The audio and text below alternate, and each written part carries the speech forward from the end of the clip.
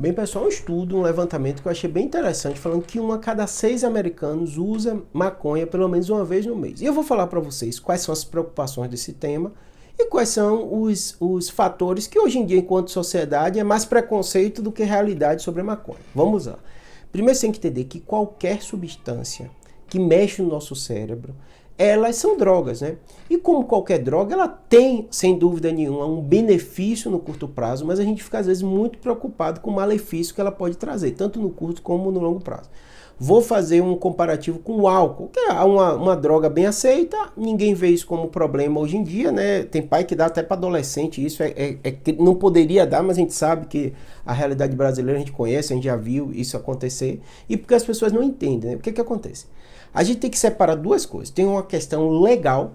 Legal é baseado nos costumes de cada comunidade, né? E cada país tem sua regra. Tem locais como os Estados Unidos que cada estado tem suas regras e tudo bem, né? É um aspecto mais administrativo do que biológico. Claro que o biológico acaba influenciando muitas vezes nas leis, né? Mas muitas vezes não, né? Por exemplo, o álcool é uma das coisas que mais mata, causa acidente de trânsito, né? As principais causas de insuficiência hepática, uma série de coisas está ilegal e as pessoas consomem, acham bonito e tudo bem, né? Legalmente ok, mas biologicamente você tem que ter muito cuidado com o álcool, né?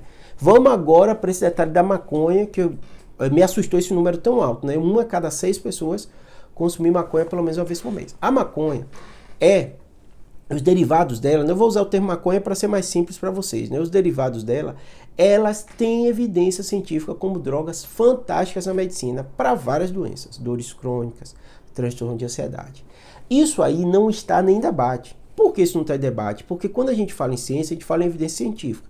Todo debate que eu vejo às vezes de pessoas, às vezes políticos, isso aquilo que é contra e tal, às vezes é por ignorância, por não saber que, como qualquer outra droga, ela traz uma série de benefícios.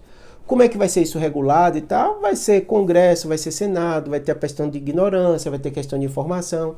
Mas bem que no ambiente acadêmico, né, já é um tema que, se você lê o Up to Date, né, maior portal médico de evidência científica, está lá muito bem conceituado que a gente tem ou não evidência do uso do cannabis e dos outros componentes que funcionam muito bem. Claro que, como tudo em ciência, as evidências elas vão se acumulando, vão surgindo, vão ter pontos. Por exemplo, para epilepsia, ela já é comprovada, mas tem muito paciente que quer já como primeira escolha. Às vezes a gente médico, não, tem uma droga que tem pouco efeito colateral, que a gente já usa há mais tempo e é bem segura. No meu dia a dia, no meu consultório, tem muito esse debate com os pacientes, mas é ok, a gente está falando do campo da ciência.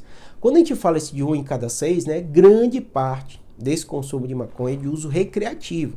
O uso recreativo é da mesma forma que eu critiquei o álcool no início, né, de uso recreativo.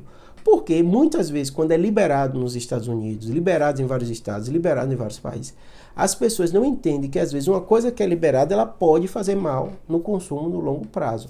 E a maconha é semelhante. A gente tem que ter muito cuidado com maconha, da mesma forma que a gente fala do álcool, né? Não bota um grau de um é pior, um é melhor, da mesma forma. Por quê? São substâncias que mexem no seu cérebro, podem mudar comportamento no curto prazo, né? E que a depender do seu nível de consumo, né, podem fazer mal ou não a você. Então, são drogas que você tem que ficar atento. Ah, Júlio, você é a favor da legalização, é contra a legalização? Não estou entrando nesse ponto, né? Estou falando do ponto de vista biológico do seu corpo. Tem que ter uma atenção muito grande, o álcool também é a mesma coisa, na população jovem. Né, já tem estudos mostrando que o jovem, o adolescente, o menor de idade consumindo essa substância podem trazer prejuízo no longo prazo. Isso há evidência científica. O resto dos debates, e uso crônico e tal, vai ser muito semelhante ao que a gente vê no álcool e outras drogas que se popularizaram. Vão ter pessoas mais sensíveis, vão ter pessoas que vão ter dependência, vão ter situações bem específicas. Mas, no geral, são drogas que eu consumo moderado. Para vocês terem ideia, o álcool, a OMS até mudou, porque ela fala que não há mais nível seguro de consumo de álcool. Qualquer nível pode trazer prejuízo para você. Não é que vai trazer, mas pode trazer. A maconha eu acho que vai muito nesse caminho também, né? Vão ser liberados recreativamente, tem sido liberado como nos Estados Unidos, mas vai ter que ficar atento a isso, ao consumo, entender que é uma droga, entender que mexe no cérebro e entender que muitos efeitos no longo prazo a gente vai acabar descobrindo. E quanto menos você consumir, menor quantidade, melhor provavelmente vai ser, porque você não vai estar com aquela substância no seu corpo. Tá bom? Espero que tenha ajudado. É um debate maduro, é um debate que vai acontecer com a sociedade, né? Esse processo de legalização parece que é um processo que está acontecendo no mundo inteiro. E é meio inevitável, que nem aconteceu com álcool, né? Você proibiu, aí teve problema, aí teve lei seca, aí teve tráfico, teve um monte de coisa, depois se debateu e achou melhor liberar.